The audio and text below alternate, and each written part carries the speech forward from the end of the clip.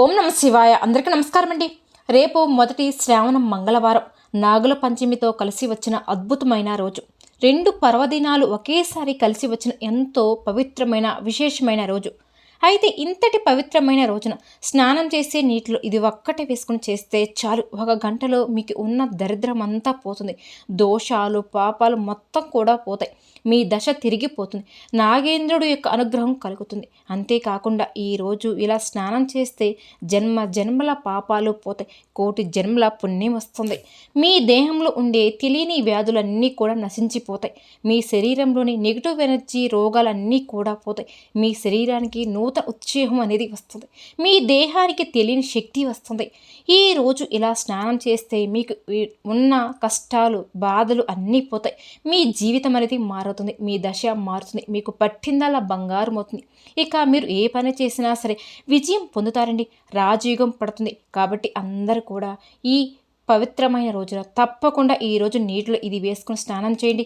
మరి ఇంతకీ ఈరోజు నీటిలో ఏం వేసుకుని స్నానం చేయాలి అనే విషయాన్ని మనం ఈ వీడియోలో తెలుసుకుందాం. కాబట్టి ఈ వీడియో ఎక్కడ కూడా స్కిప్ చేయకుండా పూర్తిగా చూడండి. వర్షాకాలంలో పాములు పుట్టల్లో నుంచి బయటికి వచ్చి సంచరిస్తూ ఉంటాయి. అందుకే శ్రావణ మాసంలో నాగుల పంచమి పేరుతో పండుగ చేసుకుంటూ ఉంటారు. పుట్ట వల్ల భూమిలో తేమ పెరుగుతుంది. పంటలకు ఇది ఎంతో అవసరం. పంటలకు మూలం పాములే కాబట్టి రైతులు వాటిని దేవతలుగా భావిస్తూ ఉంటారు. ఈరోజు నాగపూజ చేస్తారు.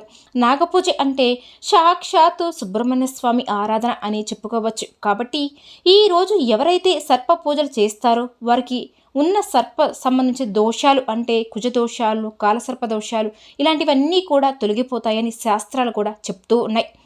సౌభాగ్యానికి, సంతాన ప్రాప్తికి సర్ప పూజ చేయడం చాలా ఉత్తమం. ప్రకృతి మానవ మనుగడకు జీవన ఆధారమైనది కనుక దాన్ని మనం దైవ స్వరూపంగా భావించే మనం పూర్వీకులు చెట్టును, పుట్టను, రాయిను, రప్పను, కొండను, కోరును, నదిని, పర్వతాన్ని ఇలా సమస్త ప్రాణకోటిని దైవ స్వరూపంగా చూసుకుంటూ పూజిస్తూ వస్తూ ఉంటారు.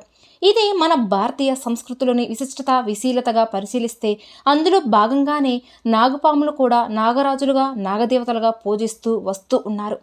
ఈ పాములు భూమి అంతర్భాగంలో నివసిస్తూ భూసారాన్ని కాపాడే ప్రాణాలుగా సమస్త జీవకోటికి నీటిని ప్రసాదించే దేవతలుగా తలచేవారే. ఇవి పంటలను నాశనం చేసే క్రిమి కీటకాలను తింటూ పరోక్షంగా కూడా రైతులకు కూడా పంట నష్టం కలగకుండా చేస్తాయి. అలా ప్రకృతి పరంగా అవి మనకు ఎంతో సహాయపడుతూ ఉంటాయి. అయితే అటువంటి పాములను మనం నాగుల పంచమి రోజున ఎక్కువగా పూజలు చేస్తూ ఉంటాం. ఎంతో భక్తితో ఆరాధిస్తూ ఉంటాం. శివుడు మెడలో ఆభరణంగా ఉండే నాగేంద్రుడి పూజించడం హైదవతలో ఆచారంగా వస్తుంది. ఈ రోజున అందరూ కూడా పాలు మిరియాలు పురణబెట్టి నాగదేవతను పూజిస్తారు. ఎండి రాగి రాతి చెక్కలతో చేసిన నాగేంద్రుడి పడగలకు భక్తులు అభిషేకం చేస్తూ ఉంటారు. శ్రావణ మాసంలో శ్రావణ శుద్ధ పంచమి రోజున నాగపంచమి జరుపుకుంటూ ఉంటాం. ఇది బ్రహ్మదేవుడు ఆదిశేషుడు అనుగ్రహించిన రోజే. నాగుల చవితి మాదిరిగానే నాగుల పంచమి నాడు నాగదేవతను పూజించి పుట్టలో పాలు పోస్తారు. నాగుల పంచమి రోజున నాగదేవతను పూజించిన వారికి సంవత్సరం పొడుగున ఏ సమస్యలు లేకుండా అన్ని సవ్యంగా నెరవేరుతాయని, అంతా కూడా అనుకూలంగా ఉంటుందని భారతీయ సంస్కృతి సనాతన సాంప్రదాయంలో సర్పము కూడా దేవత స్వరూపమే. 1000 పడగల ఆదిశేషుడు. ఒకసారి కశ్యప ప్రజాపతి కద్రువ దంపతులకు అనంతుడు, దక్షకుడు, వాసుకి, శంకుడు, ఐరావంతుడు వారు జన్మించిన వారందరూ కూడా కనపడిన వారల్లా కూడా కాటు వేస్తూ భయభ్రాంతులు చేస్తూ ఉంటారు. దాంతో సకల దేవతలు బ్రహ్మను వేడుకోగా ఆయన కోపించి తల్లి శాపానికి అందరూ కూడా నశిస్తారు అని చెప్పిస్తాడు. అప్పుడు వాసుకి మొదలైన నాగదేవతలందరూ కూడా, ఓ విధాత, మేము చెప్పేది వినండి. మమ్మల్ని మీరే సృష్టించి మాకు ఈ విధంగా శాపం ఇచ్చడం న్యాయమేనా అని వేడుకుంటారు. అప్పుడు బ్రహ్మదేవుడు, విషరక్తంగా పుట్టినంత మాత్రాన అందరినీ కాటివేసి ప్రాణకోటిని నశింపచేయడం తప్పు కాదా? నిష్కారంగా ఏ ప్రాణి హింసించరాదు. గరుడ మంత్రం చదివే వారిని ఔషధమని సమతుల్యను తప్పించుకో. తిరగరండి దేవత వివాహంగా గణాలకు వ్యాధులైన మీరు మేమే స్థానాలు గౌరవం నిలుపుకోండి. వాయువు భక్షులై జీవులుగా మారండి. మీ నాగులంతా కూడా అతలాకుతలం పాతాల లోకాలను నివదర్శనం చేసుకోండి అని బ్రహ్మ శాసించగా వారందరూ కూడా ఆయన ఆజ్ఞను శిరాస వంచుతారు. దాంతో దేవతలందరూ కూడా నాగులను ప్రశంసిస్తారు. నాగులకు భూలోకం వాసులందరూ కూడా ప్రార్థన చేస్తారు. దివ్య ప్రభావం సంపన్నులై నాగజాతికి కృతజ్ఞతలు పూర్వకంగా నాగుల జన్మదినమైన నాగుల పంచమి రోజున వారిని పూజ చేయడం మొదలు పెడతారు. శ్రావణ శుద్ధ పంచమినే నాగుల పంచమి అని, గరుడ పంచమి అని కూడా అంటారు. ఎందుకంటే శ్రావణ శుద్ధ పంచమి రోజునే కశ్యప ప్రజాపతి భార్య అయిన వినితా కుద్రులకు గరుత్మంతుడు నాగులు జన్మిస్తారు. ఈ రోజునే గరుడ పంచమి, నాగుల పంచమి చేసుకుంటూ ఉంటారు. ఈ గరుడ పంచమి శ్రావణ మంగళవారంతో కలిసి వచ్చింది. ఇలా కలిసి రావడం చాలా విశేషం.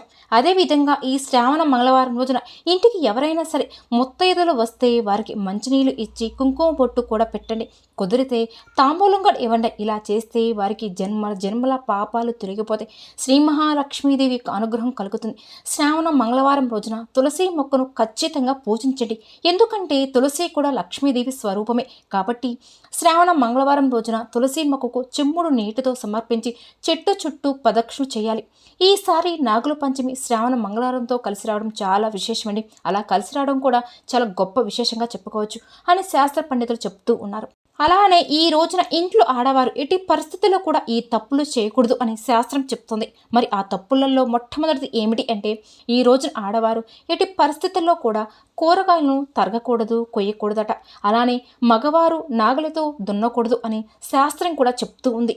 అలానే ఈ రోజున కూరగాయలు కట్ చేసుకోవడానికి కత్తిని కానీ, కత్తిపెట్టను కానీ, చాకులను కానీ వాడకూడదు. ఒకవేళ తెలియక పడితే సర్ప దేవతలకు కోపం వస్తుంది. అలాగే ఈ రోజు ఎట్టి పరిస్థితుల్లో కూడా పనిముట్లు ఉపయోగించుకోకూడదు. ఈ రోజు పదురుగా ఉండే పనిముట్లు కూడా ఉపయోగించుకోకూడదు. సర్ప దేవతలకు కోపం వస్తుంది అని. అలాగే ఈ రోజున నాగపంచమి రోజున ఆడవారు ఎట్టి పరిస్థితుల్లో కూడా పొరపాటును కూడా పొట్లకాయ కూరను వండకూడదు, తినకూడదు. కాదని వండితే నాగదేవతలు ఆగ్రహానికి గురి అవుతారు.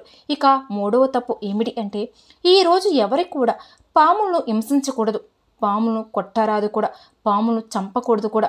ఈరోజు ఏ విధంగా అయినా సరే పాములు ఇబ్బంది పెట్టకూడదని సర్పదేవతలు మిమ్మల్ని శపిస్తారు అని పేదరికంలో పడిపోతారు. కాబట్టి ఈ నాగుల పంచమి రోజున చేయకూడని ఈ 4 తప్పులు ఏమిటి అంటే, చాలామంది ఈరోజు పుట్ట దగ్గరికి వెళ్ళినప్పుడు ఆ పుట్టలో గుడ్లు వేస్తూ ఉంటారండి. ఈ సాంప్రదాయం ఎక్కడి నుండో వచ్చిందో తెలియదు, కానీ ఇలా అస్సలు చేయకూడదు అని కొంతమంది చెప్తూ ఉంటారు. పాపం చుట్టుకుంటుంది. పుట్టలో గుడ్లు వేస్తే సకల దేవతలకు కూడా కోపం వచ్చి మిమ్మల్ని శపిస్తారు. అలాగే పుట్టలో పాలు కూడా డబ్బాలు పోయరాదు, ఒక అరగ్లాస్ పోస్తే చాలు. నిజానికి పాములు పాలు తాగవు. అలాగే ఈ నాగుల పంచమి రోజున మైలో ఉన్న స్త్రీలు పుట్ట దగ్గరికి వెళ్ళరాదు, ఎలాంటి పూజలు చెయ్యరాదు. కాదని పుట్ట దగ్గరికి వెళ్ళిన నాగులకు పూజలు చేసినా సరే సర్పదోషాలు శాపానికి గురవుతారు. అలానే ఈ రోజున స్త్రీలు కంటతడి పెట్టరాదు, అంటే ఏడవకూడదు. అంతేకాకుండా ఈరోజు భార్యాభర్తలు దాంపత్య సుఖానికి దూరంగా ఉండాలి, బ్రహ్మచర్య పాటించాలి. కాబట్టి స్త్రీలు ఈ తప్పులు చేయకుండా జాగ్రత్త పడండి. ఇక ఎంతో పవిత్రమైన ఈ శ్రావణ మంగళవారంతో కలిసి వస్తున్న ఈ నాగుల పంచమి రోజున ఉదయం మరియు సాయంత్రం స్నానం చేసే నీటిలో పుట్టమన్ను కానీ, లేదా 7 తులసి ఆకులు కానీ, లేదా 1 స్పూను కల్లుప్పును కానీ వేసుకొని స్నానం చేస్తే చాలండి. చాలా మంచిది. మీకు ఉన్న దరిద్రం దోషం మొత్తం పోతాయి. అంటే పుట్టమన్ను కానీ, 7 తులసి ఆకులు కానీ, ఉప్పును కానీ వేసుకొని స్నానం చేయండి. పుట్టమట్టి అంటే మీ దగ్గరలో ఉంటే పుట్ట దగ్గరికి వెళ్ళి ఆ పుట్ట మీద మట్టిని కొంచెం తెచ్చుకొని దాచి ఉంచుకోండి. అంతే. ముందు రోజు పుట్ట దగ్గరికి వెళ్ళి 1 స్పూన్ అంత మట్టిని తెచ్చి పెట్టుకోండి. పుట్టమన్ను ఎంతో శక్తివంతమైందండి. ఈ పుట్టమన్నును మనం చెవులకు రాస్తే చాలండి, చెవికి ఉన్న సమస్యలు అంటే దోషాలన్నీ పోతాయి. అలానే పిల్లలు లేని వారికి కూడా పొట్ట మీద పూస్తే పిల్లలు పుడతారంట. అదే ఈ పుట్టమన్ను 1 చెంచాడు అంత నీటిలో కలిపి స్నానం చేసుకుంటే ఏమైనా సరే మీ శరీరంలో ఉన్న రోగాలు దోషాలన్నీ పోతాయి. మీ శరీరానికి ఏదో నూతన ఉత్సాహం వస్తుంది. కనుక కుదిరితే పుట్టమన్ను నీటిలో కలుపుకొని స్నానం చేయండి. కొంతమందికి పుట్టమన్ను దొరకదు. అటువంటి వారు 7 లేత తులసి ఆకులు తెచ్చుకొని లైట్గా చేతిలో నలిమి నీటిలో వేసుకుని స్నానం చేయండి. ఈ తులసి ఆకులను పూజలు చేయమని తులసి చెట్టు నుండి ఈ కోసి తెచ్చుకోవాలి. పూజలు చేసే చెట్టు నుండి మాత్రం తెచ్చుకోకూడదండి, కొయ్యరాదు కూడా. ఎప్పుడైనా సరే మనం ఏదైనా పూజ చేసి తులసి చెట్టు నుంచి మనం పూజలు కూడా కొయ్యరాదు. పుట్టమన్ను ఈ 2 దొరకని వారు 1 కల్లు ఉప్పునైనా సరే నీటిలో కలుపుకొని స్నానం చేయండి. ఇలా ఈ పవిత్రమైన రోజున, ఈ నాగుల పంచమి రోజున పుట్టమన్ను కానీ, 7 తులసి ఆకులు కానీ మీరు నలిపి కానీ నీటిలో వేసుకొని స్నానం చేస్తే మీకున్న శని దోషాలన్నీ పోతాయండి. దోషాలు పాపాలు మొత్తం కూడా దరిద్రాపుల్లో కూడా ఉండవు. అంటే దరిద్రాల దోషాలన్నీ కూడా మీ నుంచి దూరం అయిపోతాయి. మీ దశ తిరిగిపోతుంది. అలానే నాగేంద్రుడు యొక్క అనుగ్రహం కలుగుతుంది. అంతేకాకుండా ఈరోజు ఇలా స్నానం చేస్తే గనక జన్మల పాపాలు కూడా పోతాయి. కోటి జన్మల పుణ్యం వస్తుంది. మీ దేహంలోని తెలియని వ్యాధులన్నీ కూడా నశిస్తూ ఉంటాయండి. మీ శరీరంలో నెగిటివ్ ఎనర్జీ రోగాలు అన్నీ కూడా దూరం అయిపోతాయి. మీ శరీరానికి ఉత్సాహం వస్తుంది. మీకు తెలియని అంటే మీకు శక్తి అనేది కొత్త శక్తి వస్తుంది. ఈరోజు ఇలా స్నానం చేస్తే మీకు ఉన్న కష్టాలు బాధలు కూడా పోయడానికి అవకాశం ఉంటుంది. మీ జీవితం అనేది పూర్తిగా మారుతుంది. మీ దశ మారుతుంది. మీకు పట్టిందల్లా బంగారం అవుతుంది. ఇక మీరు ఏ పని చేసినా సరే విజయం సాధిస్తారు కూడా. ఈరోజు ఈ విధంగా స్నానం చేసి శుభ ఫలితాలు అయితే పొందండి. ఖచ్చితంగా మీరైతే రేపటి రోజున విజయవంతంగా ఉంటారు. చూసారు కదండి. ఈ వీడియో కనుక మీకు నచ్చినట్లయితే ప్లీజ్ లైక్ చేయండి. అలానే మన ఛానల్ కనుక కొత్తగా చూసే వాళ్ళైతే మన ఛానల్ కూడా సబ్స్క్రైబ్ చేసుకోండి. వీడియో నచ్చితే లైక్ చేసి మాకు సపోర్ట్ చేయండి.